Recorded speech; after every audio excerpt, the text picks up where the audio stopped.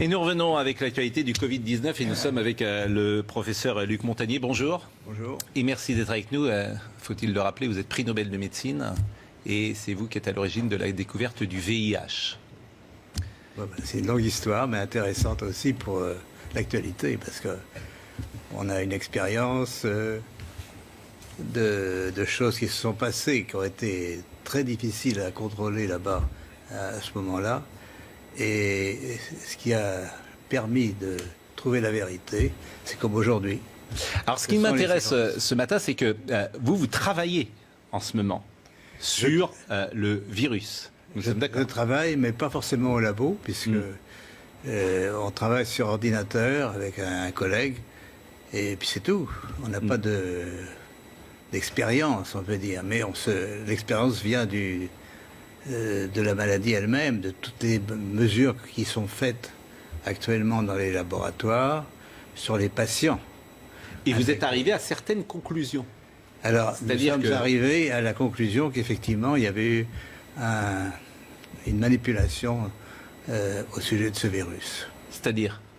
Eh bien, qu'une partie, je ne dis pas le total, n'est-ce pas, mais il y a un modèle qui est évidemment le virus classique. Et là, c'était un modèle surtout venant de la chauve-souris. Mais à ce modèle, on a par-dessus ajouté des séquences, notamment du VIH, le virus du sida. Mais quand vous dites « on a ajouté », qui a ajouté ? Ah, moi, je ne sais pas. Mais c'est pas naturel, c'est ce que vous voulez dire ? Non, ce n'est pas naturel. C'était un travail de professionnel, un travail de biologiste moléculaire. C'est un travail très minutieux.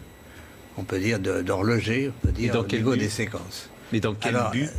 Dans quel but, ça, ce n'est pas clair. Moi, je l'expose, si vous voulez. Mon travail, c'est d'exposer les faits, c'est tout. Je n'accuse personne, je ne sais pas qui a fait ça et pourquoi. La possibilité, c'est peut-être que ils ont voulu faire, on ne sait pas, on a voulu faire un vaccin contre le sida. Donc on a pris des petites séquences du virus et on les a installées dans la séquence plus grande du coronavirus. Alors je suis pas sûr de comprendre tout ce que vous dites. C'est-à-dire que dans ce virus, il y a une part de VIH ? Voilà, c'est ça. Le matériel génétique du virus, c'est un long ruban d'ARN, n'est-ce pas ? Comme de l'ADN, mais c'est de l'ARN. Et dans ce long ruban, à une certaine place, on a fixé des séquences petites de VIH. Mais ces séquences petites ne sont pas petites pour ne rien vouloir dire. Elles ont la possibilité de modifier, par exemple, ce qu'on appelle des sites antigéniques. C'est-à-dire, si on veut faire un vaccin, on peut très bien modifier la protéine qui est exposée pour le vaccin par une petite séquence venant d'un autre virus. Mais vous êtes certain de ça? Parce qu'on a dit que le bruit a couru, que c'était d'une origine humaine finalement, et ça a été ensuite réfuté par la plupart des autorités scientifiques quand même. Il y a quand même une volonté d'étouffement, si vous voulez. Les travaux, nous ne sommes pas les premiers. Un groupe de chercheurs indiens, très, très renommés, avait publié la même chose. On les a forcés à rétracter. Et on les a forcés comment? C'est-à-dire, c'est annulé. Il y a, si vous regardez leur publication, vous avez une grande bande annulée parce que... Mais ce que vous dites là, la plupart des scientifiques disent le contraire quand même. Hein. De moins en moins. De moins en moins. Si vous voulez, ceci est arrivé au début de cette année et on voit de plus en plus de travaux qui suggèrent. Mais moi, je suis, on peut dire, hors d'âge. Je suis prix Nobel et je peux travailler librement. J'ai donc aucune pression sur moi qui peut agir. Ce que vous dites, je fais le lien avec ce qu'a dit le président Emmanuel Macron, qui évidemment a un devoir de réserve infiniment plus important que vous, par définition. Et qu'a-t-il déclaré au Financial Times? Il a dit « Il y a manifestement des choses qui se sont passées qu'on ne sait pas ». Bon, ça c'est le premier lien que je fais.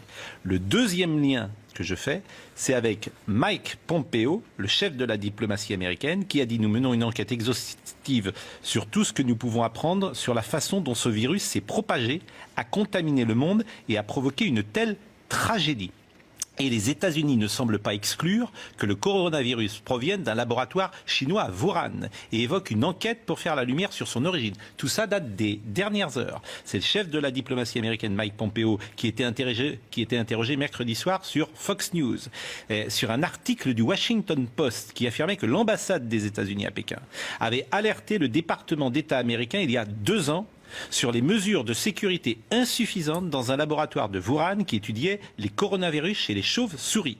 Monsieur Pompeo a été questionné également sur les informations de Fox News selon lesquelles plusieurs sources pensent désormais que le Covid-19 actuel signalé pour la première fois justement à Wuhan en décembre émane de ce même laboratoire, même s'il s'agirait bien d'un virus naturel, pas d'un agent pathogène créé par les Chinois, et que sa fuite ne serait pas volontaire mais due au mauvais protocole de sécurité. Voilà ce qui s'est dit. Mais bien sûr que il faut se méfier. Mais oui, les autres sources.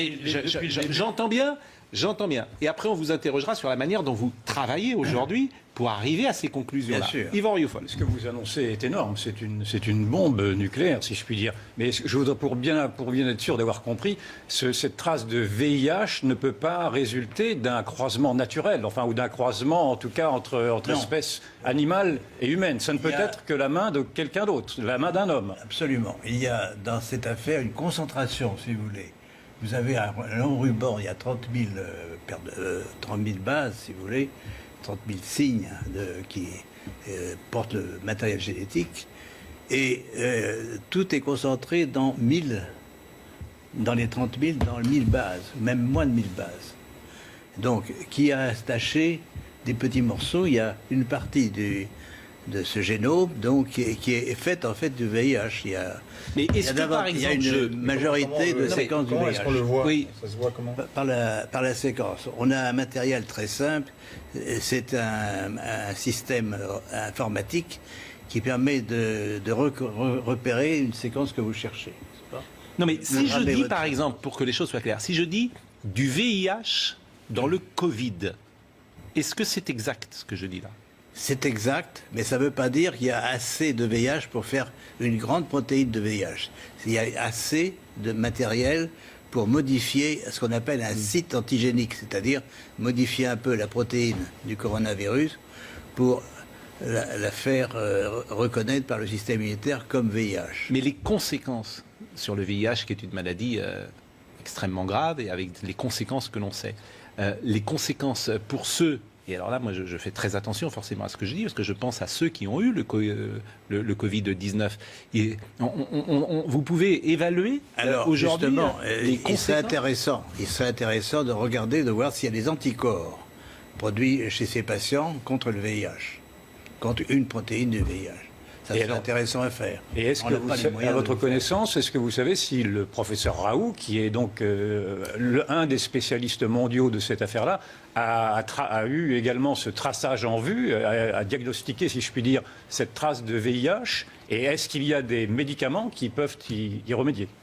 Non, mais il y a eu des médicaments antiviraux, antirétroviraux contre le VIH qui ont eu un certain effet, mais enfin pas aussi bien que l'hydroxychloroquine. Donc ça a été abandonné maintenant. Et permettez une autre question. Tous les soupçons se tournent en effet vers la Chine. Et le président de la République a repris cette thèse, disant en tout cas que la Chine avait menti sur la gravité de l'épidémie, en tout cas au début, dès le mois de janvier. Mais est-ce que vous ciblez également la Chine et un laboratoire chinois dans le fait que cette sorte de terrorisme se serait produit? Parce que en fait là, on est dans un autre monde. On est dans le monde du terrorisme bactériologique. Pas terroriste, parce que ce serait pour créer un vaccin. C'est accidentel, c'est pas du tout. Oui, voilà. Là, non, attendez, est-ce que ce serait accidentel? Non, j'ai compris que c'était volontaire et non pas accidentel. Oui, mais vous avez dit un vaccin. Non, mais vous avez dit vous-même que c'était une volonté que d'avoir à associer deux. Oui, mais pas à des fins pas pour tuer les gens, si on peut dire. D'accord. Ça serait, j'ai bien compris, c'était pour créer un vaccin. Probablement, c'est pour faire contre le VIH. Pour faire, si vous voulez, seuls les gens qui ont fait ça pourront dire un jour la vérité, totalement. Mais alors, pardonnez-moi, ce que vous dites là, pardonnez-moi, mais ça a été attesté par d'autres Médecins, chercheurs, scientifiques, laboratoires, etc. Il y a plusieurs groupes qui ont fait la même chose, mais ils l'ont fait en, disons, un peu en catimini, enfin sans trop faire de bruit. Mais il y a plusieurs groupes, oui, ça circule, si vous Mais voulez. pardonnez-moi, parce que je pose toujours des questions. On fabrique ça en laboratoire. On veut fabriquer un vaccin contre le VIH. Bon, comment après ce vaccin il sort? Quoi, ce virus il sort? Comment il sort du laboratoire? Il est produit par le laboratoire. À ce moment-là, c'est ce qu'on appelle un recombinant.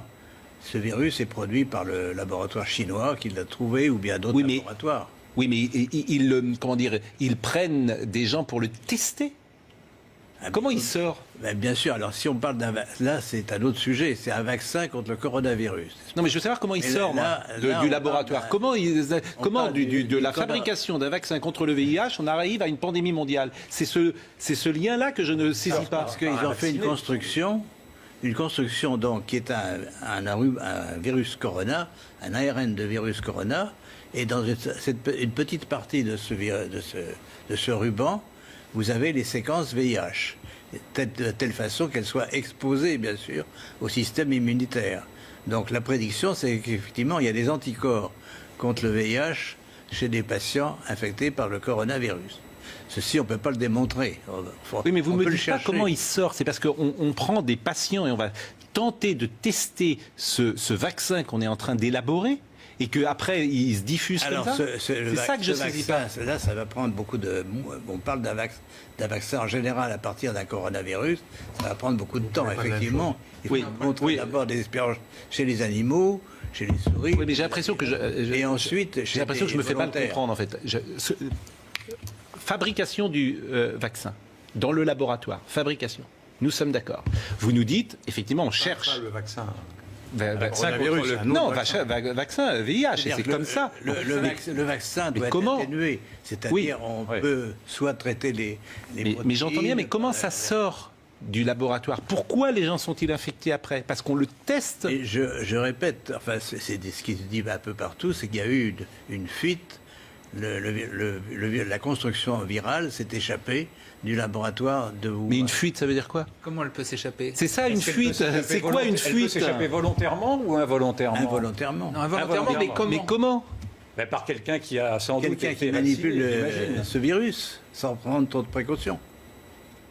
Non, mais je pose des questions puisque je suis tout à fait béotien dans ce domaine. Donc bon. C'est une supposition. D'accord. Et la manière dont vous travaillez aujourd'hui, vous semblez avoir des certitudes. Donc Alors, où vous travaillez aujourd'hui? Oui, on travaille sur les séquences. n'est-ce pas? Ce qui est fondamental, c'est les séquences.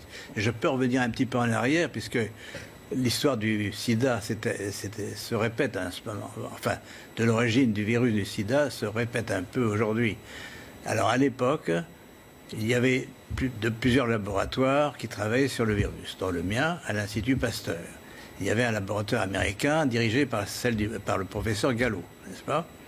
Et il s'est démontré par les séquences que le virus que j'avais envoyé au docteur Gallo a été rebaptisé par un autre nom, mais c'était le même virus. Pourquoi le même virus? Parce que les séquences étaient identiques. Et il faut bien voir que les virus, c'est des agents qui varient tout le temps, n'est-ce pas?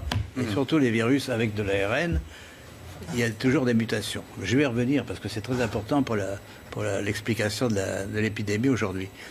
Mais donc, à l'époque, on a eu la démonstration, l'Institut Pasteur a démontré que la séquence qui était celle du virus isolé à l'Institut Pasteur et celle du virus américain était la même, absolument la même, caractère par caractère. Donc là, on a déjà, si vous voulez, la biologie moléculaire, par les séquences, peut dire si un virus est identique à un autre ou non.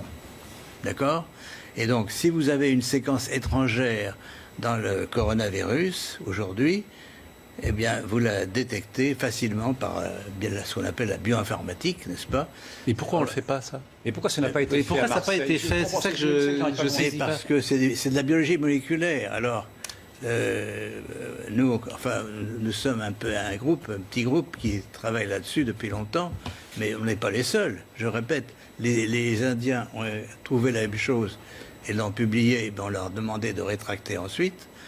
Mais quand vous dites c'est c'est mystérieux, c'est qui ont. Qui demande à rétracter, qui a demandé aux Indiens de se c'est rétracter? l'éditeur de la revue. C'est l'éditeur de la revue. D'accord.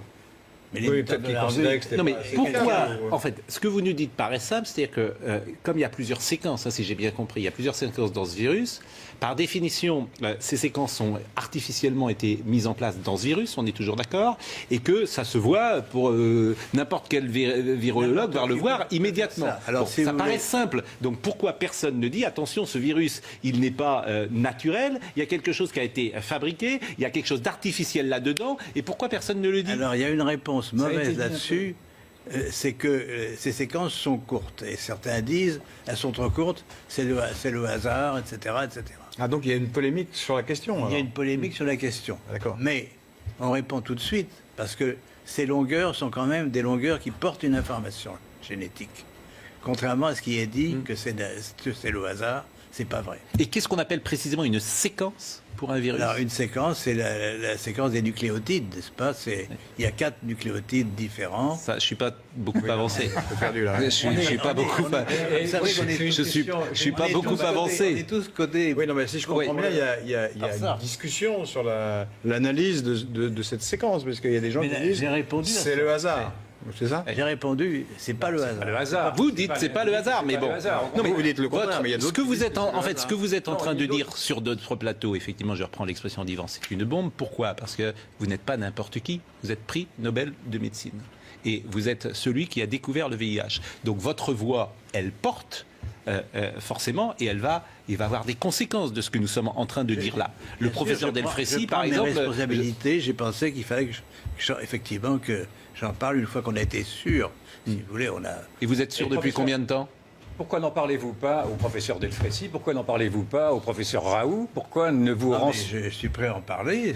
Mais pourquoi ne l'avez-vous pas fait dès à présent? C'est ça que je n'arrive pas non plus à comprendre. Si, c'est-à-dire qu'il y a un processus qui prend du temps. On a envoyé bien sûr des publications. Il y a déjà une publication. hein, D'accord. dans une revue indienne. Parce que, je le répète, il y a une pression Cette énorme. publication indienne, elle date de quand? Elle date de quelques semaines. Quelques semaines. Oui. Et vous dites qu'il y a une pression énorme. Il y a une pression énorme pour que tout ce qui est elle vient sur d'où, l'origine cette du pression virus, c'est le blackout, n'est-ce Mais pas? pourquoi il y a C'est cette pression? la Chine, c'est la Chine posez la qui question. impose ce blackout? C'est la Chine, c'est le gouvernement chinois actuellement qui veut maintenant poser sa signature, si vous voulez, sur tout ce qui est produit en Chine sur l'origine du virus. Mais il ne peut pas contrôler le monde entier, bien sûr. Donc nous sommes en dehors de la Chine. D'ailleurs, on pense que la Chine est aussi une victime dans cette affaire, par la fuite, par l'échappement du monstre qu'ils ont créé. Donc, si vous voulez, mon rôle n'est pas d'évaluer Mais les la Chine a responsabilités. identifié ce qu'elle a créé. La Chine sait en fait ce qu'elle a créé. La Chine, sa version officielle, le virus vient du marché aux poissons de Wuhan. Ce qui ne serait pas vrai, donc. Voilà. Donc ce qui ne serait pas vrai. Ben non, Ouais. c'est pas. Et si vous tout à montrez fait le pensé. séquençage que vous avez fait là, n'importe quel spécialiste, il va dire oui, effectivement. Ah oui, c'est. Ça, vous êtes sûr de ça? Ah oui, c'est pour ça. Mais que il peut maintenant, avoir une pression de l'OMS, par exemple? il peut y avoir une pression de tous les organismes mondiaux ou nationaux qui ont un intérêt à cacher la vérité. Quel dans intérêt cette ils auraient à affaire. cacher les choses? Parce que les Chinois, on peut le comprendre, mais les autres? Je ne sais pas. Et vous connaissez beaucoup de grands chercheurs. Vous leur en avez parlé. Vous leur avez envoyé vos études. J'ai envoyé, bien sûr, ces résultats à un certain nombre de collègues. Et ils répondent quoi? Ben, si vous voulez, c'est des faits, on ne peut pas les nier. Et sur Bon, la démarche je vous propose de marquer une pause. Et, Sur la démarche Ouais. scientifique elle-même, est-ce que vous trouvez rationnel d'avoir voulu associer à un moment donné, pour un chercheur, le Covid et le Le VIH, non, je trouve ça Le assez VIH. bizarre. Bizarre, C'est d'accord. assez bizarre. Parce que le VIH, c'est encore très dangereux. Ça n'a aussi. donc rien à voir, a priori, ça ne pouvait pas ça ne pouvait pas donner Mais quelque chose. les faits sont là. Les faits sont là, d'accord. on va D'accord. poursuivre et vous nous direz, parce que vous nous direz également si ce virus mute et évolue et s'il s'affaiblit. Et je pense que c'est Exactement. également ce que vous avez remarqué, puisque le virus aujourd'hui, il se déplace d'ouest en est. d'est en ouest, pardon, En ouest. d'est en ouest, En ouest. et il est aux États-Unis. Et vous avez remarqué qu'aux États-Unis, il est beaucoup plus faible et il a perdu d'une certaine manière sa virulence. Chez certains patients. Bon, à tout de suite. C'est dingue. Luc Montagny est avec nous ce matin. Vous avez déclenché évidemment quelque chose sur les réseaux sociaux d'absolument incroyable. Vous nous dites ce matin deux choses, que le Covid-19 a été artificiellement fabriqué dans un laboratoire de Wuhan à partir du virus d'origine. Et Il n'a pas dit ça. Hein. Il a supposé que c'était à Wuhan. Bah, il n'y était pas à Wuhan, oui. non, mais Il a regardé le voilà, c'est ce que, séquençage, en tout lui. cas, a Il été y a en tout cas dans un laboratoire. à Wuhan qui est capable de le faire. Voilà. C'est tout ce que je peux dire. Donc c'est ce que vous nous dites. Et vous nous dites qu'il y aurait dans ce virus une part de VIH. Vous avez déclenché évidemment une tonne de réactions. Parmi celles-là, d'ailleurs très simples, les gens se posent des questions très simples. Est-ce que le fait d'avoir des segments du VIH dans le Covid-19 on pourrait le transmettre sexuellement? Je ne crois pas. Je pense que ce virus est quand même essentiellement un coronavirus, n'est-ce pas? Donc il se transmet par la voie respiratoire. Donc ça reste un virus respiratoire, même s'il a été fabriqué tel que vous l'avez dit Oui, tout à parce que l'heure. je répète, les séquences de VIH sont très petites, minoritaires, par l'ensemble des gènes, dans l'ensemble des gènes du coronavirus. Et elles n'ont pas les mêmes conséquences que le VIH lui-même. Ça, a priori, c'est ce que vous disiez aussi. Oui. Bon. Mais peut-être avec une réserve, c'est que si on travaille sur la protéine de surface d'un virus, on peut modifier son tropisme, c'est-à-dire il va attaquer d'autres types de cellules qu'au départ. Alors, l'omerta, est-ce qu'elle s'expliquerait, l'omerta Oui, je vous en prie. Il faudrait peut-être, avant d'élaborer sur cette information, connaître la réaction des milieux scientifiques les plus officiels. Quoi. Ils vont Qu'est-ce qu'ils venir, disent. ça va venir, j'imagine. C'est la première question que je me poserais, moi. Mais par définition, à l'heure à laquelle nous parlons, Oui. ces milieux sont en train peut-être de découvrir ce que vous dites. Nous avons les, Parce que s'ils l'ont caché, c'est intéressant. nous avons les faits, et je répète, il y a une publication indienne au départ, Oui. et qui a été Oui. supprimée par la pression de l'éditeur. Alors, je vais vous poser une question. D'abord, pardonnez-moi de vous poser des questions parfois qui peuvent être jugées un peu brutales, bien évidemment, mais Vous savez, tout ça, on s'était posé aussi d'abord. bon, hein, et question. il y a aussi une part de question de béotien, mais quand vous dites qu'il y a une sorte d'omerta, est-ce que l'omerta des pays, finalement, c'est parce que tout le monde fait la même chose? C'est-à-dire que tout le monde ferait dans son coin, parfois, sans le dire, des fabrications de vaccins de cette manière-là, où on prendrait un virus et puis on injecterait une autre séquence de virus, et que finalement, tous les laboratoires du monde font la même chose, et c'est pour ça les gens ne disent rien aujourd'hui. Est-ce que c'est possible, ça?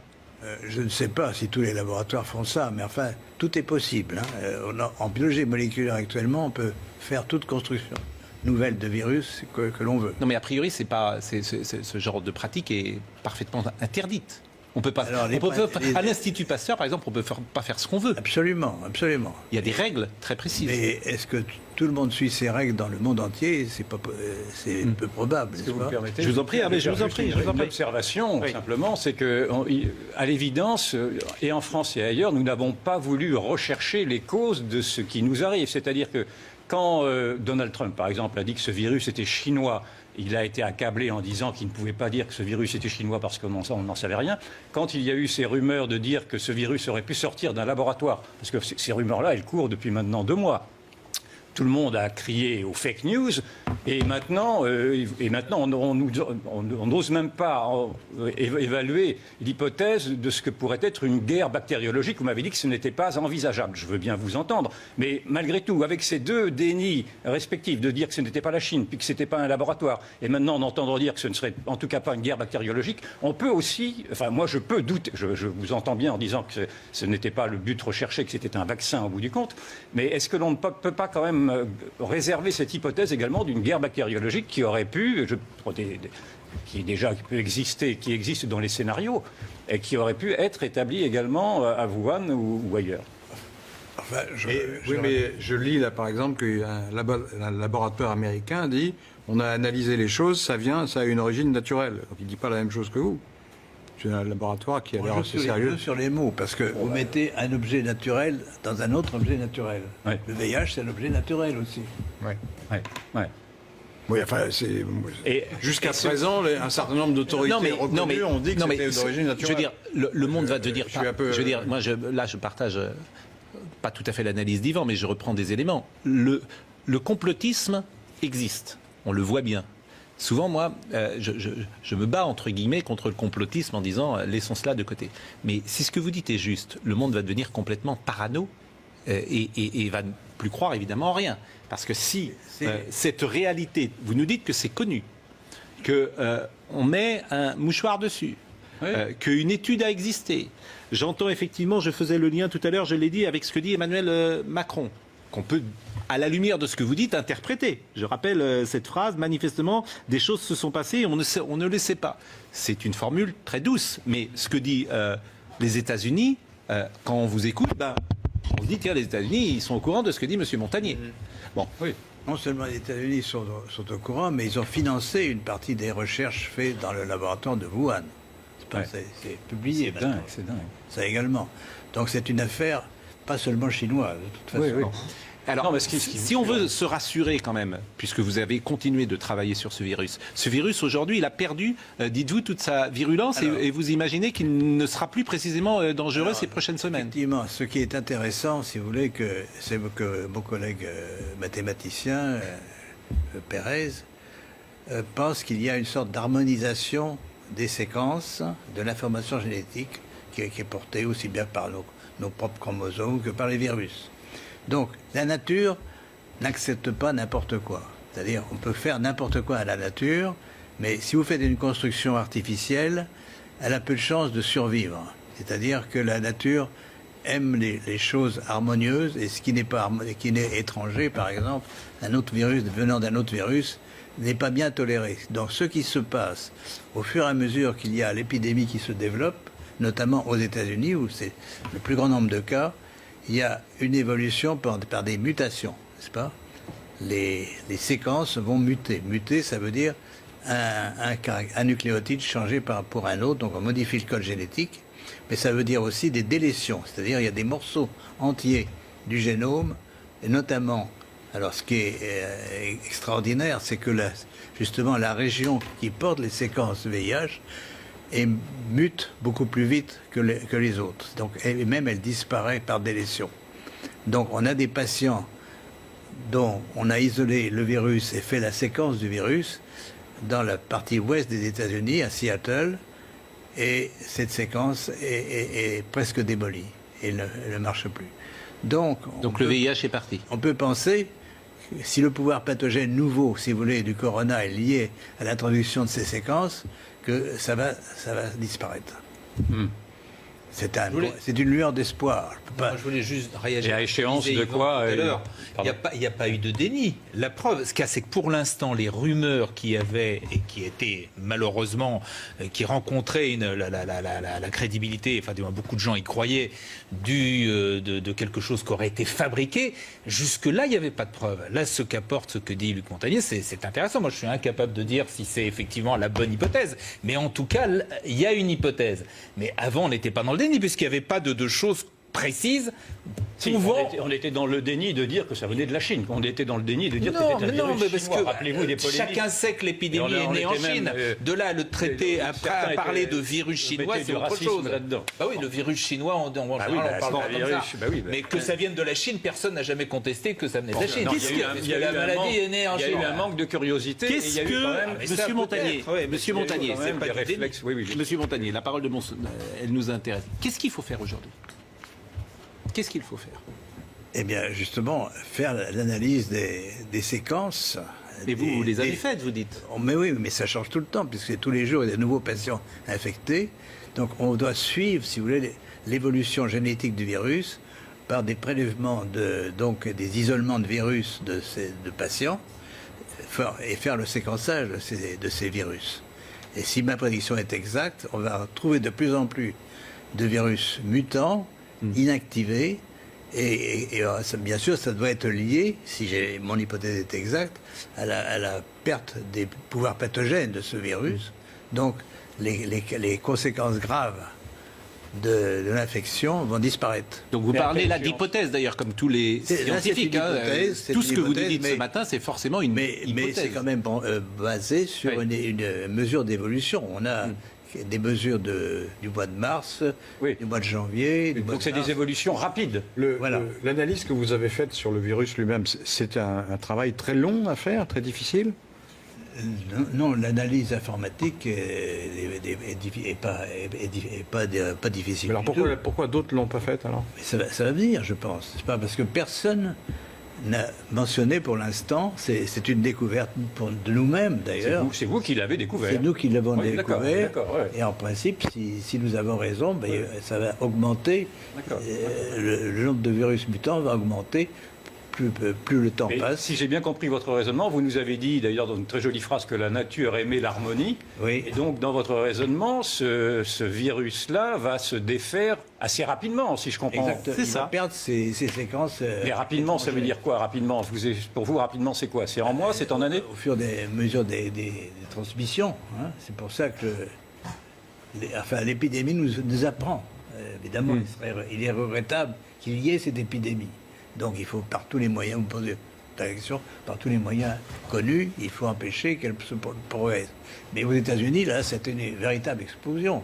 Il y a Et- maintenant 500 000 personnes qui sont infectées aux États-Unis. Est-ce que la contagiosité de ce virus est précisément liée à sa fabrication artificielle, selon vous? C'est possible, oui. C'est possible. Parce que la transmission est liée, si vous voulez, à l'association entre une protéine du virus et un récepteur sur les cellules. Et donc, plus le virus trouve de récepteurs sur ces cellules, plus il va pouvoir se coller et pénétrer, et donc transmettre l'information. Et quels sont les moyens pour lutter, selon vous, contre cette contagiosité? Le confinement est la bonne solution? Si vous voulez, moi j'ai une solution un peu d'avant-garde, parce que je travaille là-dessus pour d'autres raisons, c'est que les ondes peuvent modifier les fréquences, certaines fréquences d'ondes peuvent modifier la présence de ces séquences. Comme elles sont étrangères, peut-être on va pouvoir les distinguer du reste du coronavirus et les détruire d'une façon sélective. Là, c'est de la science-fiction pour l'instant. Et là, je ne peux la vérifier que si j'ai les moyens de le faire. Autrement, je pourrais... Les ondes, c'est-à-dire? Oui, parce que je ne suis pas sûr de comprendre. Qu'est-ce que vous appelez les ondes? Les ondes, ce sont des ondes électromagnétiques, n'est-ce pas? Qui pourraient séparer? Nous sommes environnés d'ondes électromagnétiques. Pourquoi ne pas utiliser une partie de ces ondes pour détruire des séquences sélectivement d'ARN ou d'ADN? Bon, c'est une possibilité, vraiment ce une n'est pas une hypothèse. certitude, bien sûr.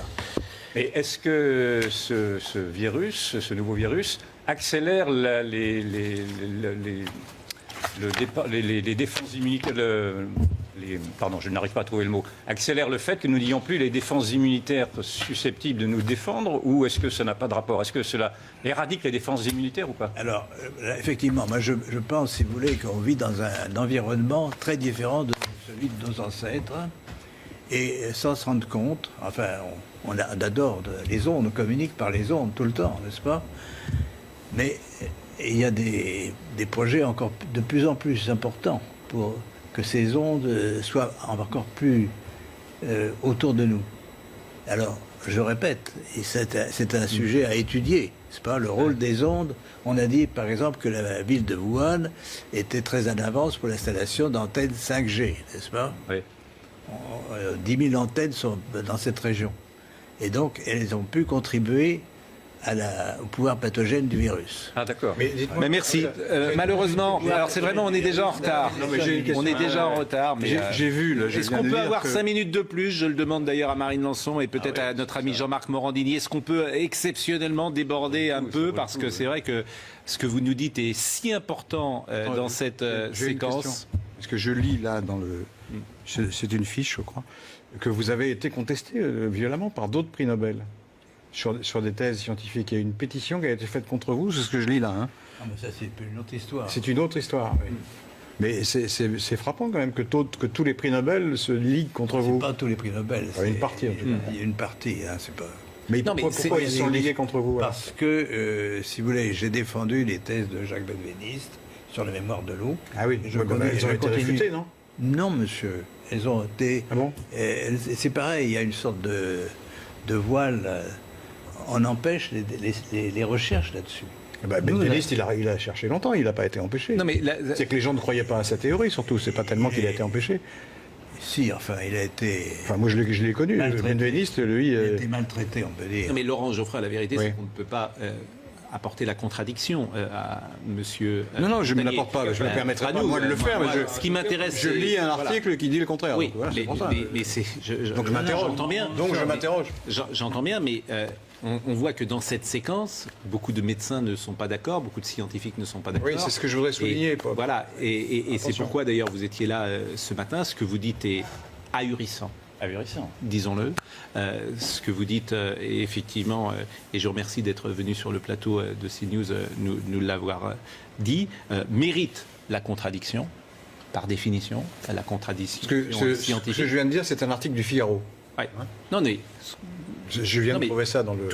vous avez parlé vous-même d'hypothèse, et c'est ce mot aussi que je veux retenir, comme souvent les scientifiques avancent en parlant d'hypothèse, et malheureusement on ne peut pas continuer cette discussion, mais je ne doute pas que nous pourrons la poursuivre et vous entendre de nouveau. Ce qui vous permettez, le plus important, c'est pas l'origine, si vous voulez, c'est intéressant l'origine du virus, mais c'est surtout qu'est-ce qui va se passer maintenant pour nous tous. Oui. C'est la question que je vous ai posée tout à l'heure. Je vous réponds en partie, il y a une possibilité, une lueur d'espoir que cette épidémie disparaisse parce que le virus va s'autodétruire. Voilà. Mais est-ce qu'il faut s'attendre, et ce sera peut-être ma dernière question, à des pandémies de ce type régulièrement?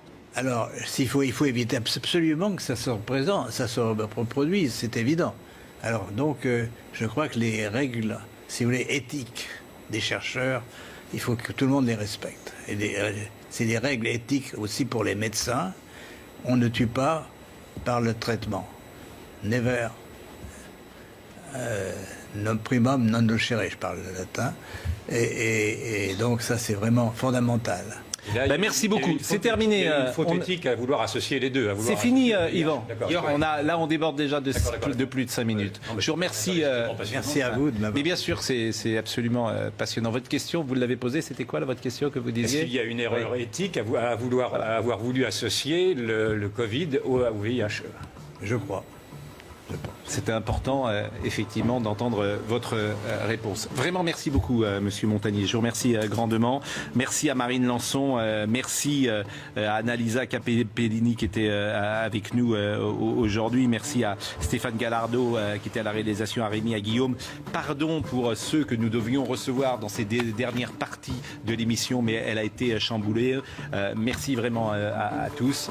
Rendez-vous lundi. Merci, Monsieur Montagnier. Et que Jean-Marc Morandini me pardonne pour ces quelques minutes de débord.